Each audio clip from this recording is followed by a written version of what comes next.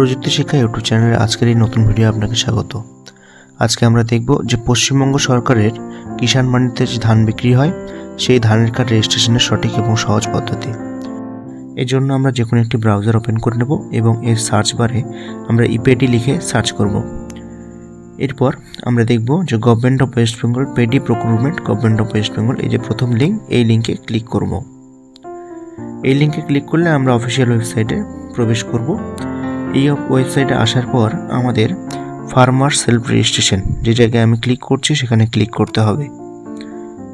এরপর কৃষকের আধার কার্ডটি আমাদের প্রয়োজন এবং আধার কার্ডে অবশ্যই মোবাইল নম্বর রেজিস্ট্রেশন থাকা দরকার। প্রথমে আমরা এখানে কৃষকের আধার নম্বরটা দিয়ে দেব। কৃষকের 12 সংখ্যার আধার নম্বরটি আমরা ভালোভাবে লিখে নেব এবং গেট ওটিপিতে ক্লিক করব। এরপর আধার কার্ডের সাথে যে মোবাইল নম্বর লিঙ্ক রয়েছে সেই মোবাইল নম্বরে একটি 6 সংখ্যার ওটিপি যাবে। সেই ওটিপিটি আমরা সাবমিট করে ভ্যালিডেট ওটিপিতে ক্লিক করব।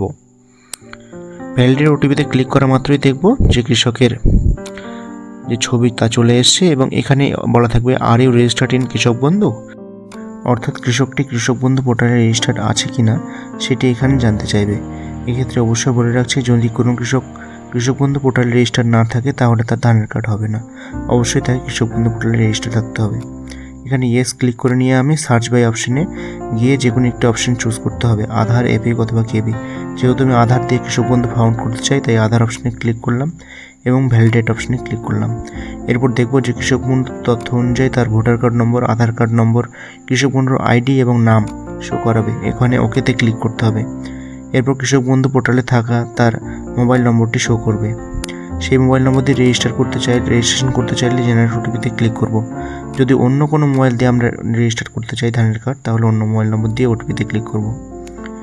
ক্লিক করার পর আমরা 6 সংখ্যার যে ওটিপি আসবে সেই ওটিপিটি ভালোভাবে লিখে নেব, নিয়ে ভ্যালিডেটে ক্লিক করব।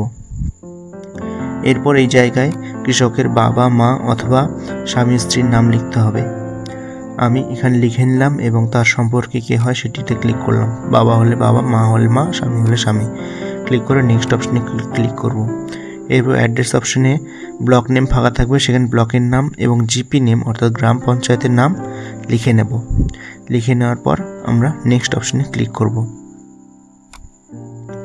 এরপর ল্যান্ড অ্যান্ড প্রক্রুটমেন্ট সেন্টার অর্থাৎ কোন জেলার কোন মৌজাতে কত খতিয়ান, দাগ নম্বর, কিসে কত পরিমাণ জমি আছে সেটি এখানে শো করবে এবং পারচেস সেন্টার কোনটি সিলেক্ট করতে চাই সেটি সিলেক্ট করে নিয়ে নেক্সট অপশনে ক্লিক করব। এরপর ব্যাঙ্ক ডিটেলস অপশনে আসবে এবং এই জায়গায় কৃষক বন্ধুতে থাকা ব্যাঙ্ক তথ্য আমাদের এখানে ভেসে উঠবে এবং যদি কোনো কৃষক তার ব্যাঙ্ক অ্যাকাউন্ট চেঞ্জ করতে চায় তাহলে অন্য অ্যাকাউন্ট নম্বর দিতে হবে, আইএফএসসি কোডটিও চেঞ্জ করতে হবে এবং খুব সাবধানে অ্যাকাউন্ট নম্বরটি 2 বার লিখে নিতে হবে।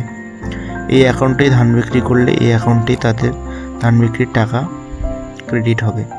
এরপর আপলোড ডকুমেন্ট অর্থাৎ আমাদেরকে এখানে ভোটার আইডি, ল্যান্ড ডকুমেন্ট এবং ব্যাংকের অ্যাকাউন্টের পাসবইয়ের পিডিএফগুলো আপলোড করতে হবে।